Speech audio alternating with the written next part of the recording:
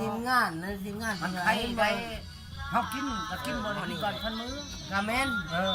แต่เพิ่นว่าดัง กองโซจะตั้งสิไปเพิ่นก็ถามเฮาก็ตอบบ่ได้เลยจะเอาไอ้น้องมันตอบเพิ่น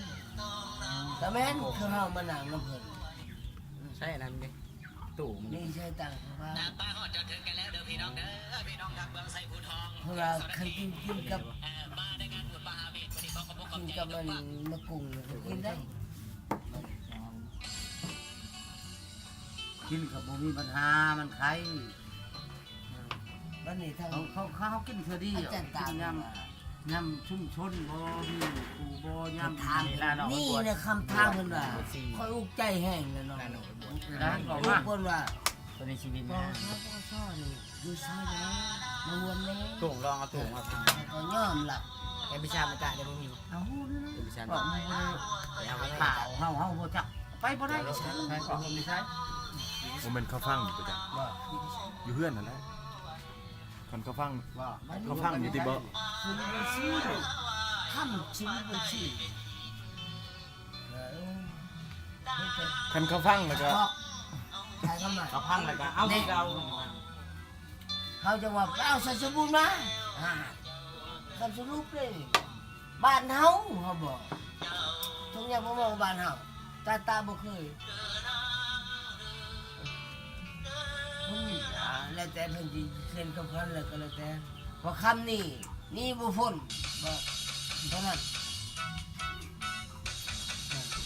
ลองเขาเรื่อยเห็นนอนนี่บ่ เคยเรียนงานนี้อยู่ เรียนคำสั่งว่าอยู่งานคำ เรา สั่ง เรียนงานนี้อยู่คนนั้น ว่าเฮ้ยบอกมึงนี่ เซ็น จงให้ชัก นี่เฮ็ด บอยนี่มันบ่ได้ตัวแก้วนั่นตัวผู้เดียวกิน แต่เช้าอ่ะไม่คิดดี อ่ะให้กินมันสามารถจะกินจะลูกยังไงกินแล้วก็ว่ากิน พอดีลงเลยก็กินเลยมันก็ลงมัดทัวเลยบัดนี้พักแต่หัวพักแต่ยิงพักแต่ยิงไงมันพลา นี่บ่ มันก็กิน ใครจับ เอาไปจับ ยอมเมียตัวนั้น ใช้มันด้วยกัน ไปนะ เด้อไปนำหัวพอดีมาน้ำมูล น้ำเองมากเลยก็มึง เดี๋ยวนั่นเนาะ นั่นเนาะ มองน้ำมันก็เลยไล่จออย่างนี้เงินสำคัญแล้วว่าเฮ้ยเราสำคัญ นี่เราตู่คอยที่ อะไรมากไอ้ที่เสียนไปที่โยก เอาไอ้ยังมักเพลงยังสามสางอีเลย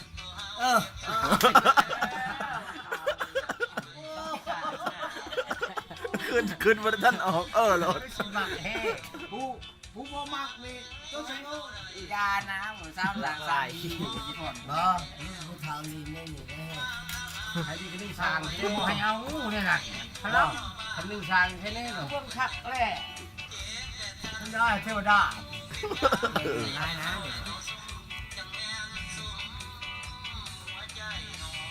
บอกเอา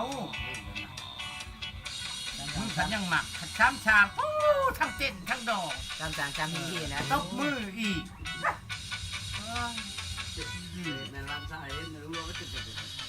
แอบไปมู บอกว่ามี แต่ลุงปอกเมาเลยครับไปยืนหัวอะไรแต่จะนั่งแล้วหัวลุงปอก